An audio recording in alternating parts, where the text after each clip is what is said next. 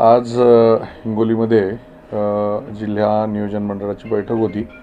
ही बैठक मागच्या वर्षी 5व्या महिन्यात झाली। त्याच्यानंतर जवळपास 7 महिन्यानंतर ही बैठक झालेली आहे। मागच्या वर्षी शेतकऱ्यांसाठी 250 ट्रान्सफॉर्मर घ्यायचे ठरले होते। तो पैसा दुसरीकडे वळवण्यात आला। केबलची कामं करण्यात आली।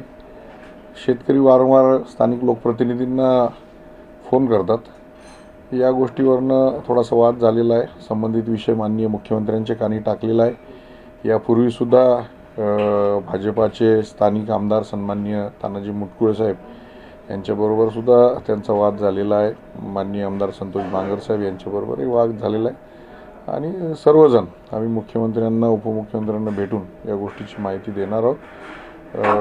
मागच्या 1.5 वर्षामध्ये ज्या पद्धतीनं तिथं विल्हेवाट DPCच्या